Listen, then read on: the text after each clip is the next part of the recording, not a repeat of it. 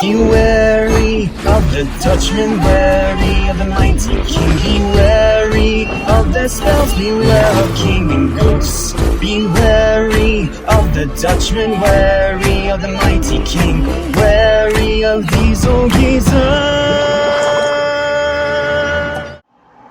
So, for those of you that don't recall, my favorite episode in all of SpongeBob is a post-movie episode. It's Dunces and Dragons. But it's not the only post-movie SpongeBob episode I put up there with the best of pre-movie. And obviously the best of like seasons 10 and 11. Because this episode right here not only is my favorite episode in all of season 8, even over It's a SpongeBob Christmas, but also one of my favorite episodes in the entire show. I have wanted to talk about this episode for the longest of time, because just like Dunces and Dragons, it's one of my all-time favorites. It's an episode that I have always enjoyed, whether I was a kid, whether I was a teenager, or whether I was an adult. So, there is a lot to talk about with this episode, and I am very excited to finally get the chance to do so. And not to mention, it all works out since I also made its sister episode its own separate review as well, which gives me more time to just indulge you in my pure joy from this episode, even now, like 15, 20 rewatches later. And since spooky season is right around the corner, it seems like it's the perfect time to do it. So, let's talk about why this episode is so freaking awesome. So what's up? What's happening? What's going on, everybody? Welcome back to Animation Station, your number one source for anything and everything animation, including a SpongeBob and the final episode of as well as TV and movies. I am your host, Jackson Small. Welcome back to SpongeBob Month, Chapter 8, The End of the Dark Ages. Welcome to what I consider one of the best episodes in the entire SpongeBob franchise, with Season 8's Planet of the Jellyfish, a tribute/parody of the classic 1950s B-movie, Invasion of the Body Snatchers, which is an awesome movie, by the way. If you haven't seen that movie yet, you need to. It's such good science fiction. But we're not here to talk about that right now. We're here to talk about this episode that does an amazing job paying homage to it. So, what's the plot of the episode? Well, it's pretty simple. There is a monstrous jellyfish hiding in a cave in Jellyfish Fields.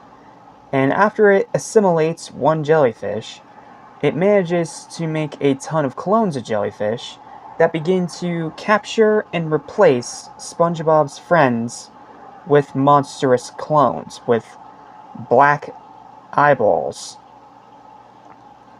And at first, SpongeBob thinks it's just weirdness, until he starts realizing that something's really going on. Then after he's chased out of the Krusty Krab, he's met by Sandy, who, after making sure that it is, in fact, him, by tickling him, which is a pretty funny moment, I'm not gonna lie, the two of them decide to try to hide among the possessed clones. But after that fails, when SpongeBob accidentally nudges Sandy's chest, making her disguise shades fall off. It's so funny that they're able to fool all these people with just glasses. But then SpongeBob realizes that mayo is the weakness of these things, and a crazy final battle ensues. And that's when SpongeBob finds the giant monster inside of the Krusty Krab freezer, with all of his captured friends sleeping above his head in little cocoon pods. So, after dealing with all of the clones trying to attack him, then they go to confront the big monster. Not to mention, while they destroyed the clones, that also freed all the people that were captured that were that specific clone. Like, for example, when SpongeBob destroys the Mr. Krabs clone, Mr. Krabs is freed from his little capsule and falls onto the floor. Then all of them confront the big, giant, monstrous jellyfish together, and SpongeBob only has one squirt of mayo left. But, unfortunately for his luck, it freezes right on top of the thing's head. However, Sandy Bean Sandy comes up with the clever solution of using the thermostat inside of the freezer to turn it back into an actual liquid mayo, which causes the monster to explode. Yeah, it has the ending of some of the coolest sci-fi B-movie horror villains ever, getting blown to smithereens. And not only that, it's also really cool to see it in a kid's show. So, after all that is said and done, and everything looks like it's back to normal, then Patrick makes an order, says to hold the mayo, leaving SpongeBob to wonder if it really isn't over yet, as the episode ends with an ambiguous "The End?" title card. This episode's amazing, dude. Like, not only did they do an amazing job being a parody of Invasion of the Body Snatchers, but also doing it in a way where it feels like a loving parody rather than an insulting parody. Like, yes, we all get the joke by now. Like, 30s, 40s, 50s movies are very cheesy by today's standards. And they have been mocked because of it, especially the ones that were never even good back then. However, this is one that definitely shows that the SpongeBob team knew exactly what they were doing, and they decided to make their own version of it, and they did it in a way where it's clever, it's unique, it fits in the world of SpongeBob, and it also has that nice little bit of creepiness about it too. Again, maybe it's just my own bias calling this one of the best episodes in SpongeBob because I am a massive horror nut and I love when cartoons do like horror or scary themed episodes. But this is one of the best in that category, right up there with Scaredy Pants and Shanghai. Like, it is so good. So good, in fact, I have a whopping 8 highlights for you to talk about. So let's go through those now that we've gone through the whole episode. So, first highlight is the monster's unsettling design. Like, it's literally a giant green jellyfish with black eyeballs and an exposed brain with its stems. I love when SpongeBob does creepy stuff like that. You know, unless you're Ghoulfuls and you waste it, but I already talked about that at length in another review. I'm not going to let it spoil my mood right now.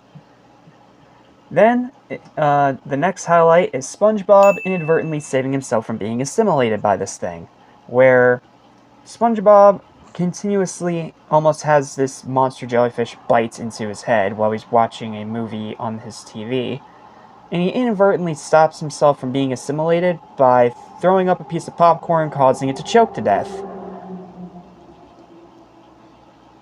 Again, that nice bit of dark SpongeBob edge that I love. Then, the clone's response to the customer asking for extra mayo. Not only because they have like little elongated claw-like nails growing out of their fins, but also because of that hiss they let out and the way that it immediately shifts the entire tone of the moment. Like, so damn cool. Then, Clone Patrick's monster mouth. It's a blink and you'll miss it moment, but Patrick literally eats a Krabby Patty. Well, Clone Patrick eats a Krabby Patty by having these blue tentacles shoot out of his gaping maw and just send it straight down his throat without even chewing it. Like, again, that nice bit of creepiness that I want kids shows to do more of. Then, Sandy and SpongeBob's disguises. Not only because it's hilarious that they were fooled by just black shades, but also because of the whole exchange SpongeBob has with this one possessed fish as they walk by. Like, I hate mayonnaise and mustard. I like mustard. I don't know why, but that scene just always makes me laugh. Honestly, it kind of reminds me of Drake and Josh in a way. The way that they would also have that kind of joke set up and then immediately knock it down with another joke. Then, the monster's very violent end. I'm always going to give points to a kid's show that actually lets a villain get blown to pieces. Or in this case, blown to goo, but still, pretty freaking cool. Then, the self-referential 11-minute time card. Like, I love when SpongeBob breaks the fourth wall, and that's one of the funniest versions of it I've seen in post-movie SpongeBob. It's so funny. Because, get it? SpongeBob episodes are usually 11 minutes long, so it says 11 minutes later, meaning it took the length of an episode for them to clean up the remains of the monster and return everything back to normal. Or at least so it seems. Like, that's funny. I love when SpongeBob breaks the fourth wall. And finally, how can I not talk about the ambiguous ending, with Patrick asking for no mayo, leaving SpongeBob to wonder if it's really over or if there's a second monster hiding somewhere in Bikini Bottom's deepest, darkest depths. Yeah, if you can't tell, I love this episode, and I will call it one of the best of not just post-movie, not just of Season 8, but also of the entire show. I love it, I adore it, it'll always be one of my favorite episodes of the show. Always. Yes, I don't care if that's a very weird opinion, considering I'm a horror nut, but I just love this episode, and it did such a good job paying homage to such a classic sci-fi B-movie. Not to mention just being hilarious on top of that. So, yeah, it's a really fun, very well-written SpongeBob episode with a nice bit of creepiness to it. And unlike Ghoulfuls, it doesn't waste it on stupid filler. And that is why this episode's final verdict is a 10 out of 10. Like, the first of only two 10 out of 10s of this entire season. And by far my favorite episode of Season 8. Like, don't get me wrong, It's a SpongeBob Christmas is amazing, as I'm going to tell you all about when I re-review it in December. But, oh man, I just adore this episode so much, man. Like, it's endlessly rewatchable. It always perfectly gets me in the creepy Halloween spirit. And even if it's not specifically a Halloween episode, it's an amazing episode regardless. And if you, for whatever reason, have not experienced it so far just because of your own hesitancy to dive into post-movie SpongeBob, do it. Watch at least this episode. Because this is one that I can definitely see becoming a Halloween tradition for many, many households. Just like Christmas Who, and It's a SpongeBob Christmas, became household traditions of families for that holiday. Alright, and now that I've glowed about this episode for a good, 10, 20 minutes? Oh, actually 13 minutes, okay. I'm gonna go ahead and call it here. Thank you guys so much for watching this review. Feel free to like, share, and subscribe for more videos like this almost every single day. Please tell me your thoughts and opinions on this episode in the comments down below. I'd love to hear it. And I'd also love to hear if this is one that you do watch every spooky season or not. Well, that's it. Thank you guys so much for watching, and we will be back to normal 2 episodes per review next time with free samples and Home Sweet Rubble. 2 enjoyably decent episodes as we get closer and closer to the end of Season 8. Till then, thanks for watching. I'm Jasmine, I've reached the station. Stay spongy. And remember, hold the mayo. Beware of King Ghost.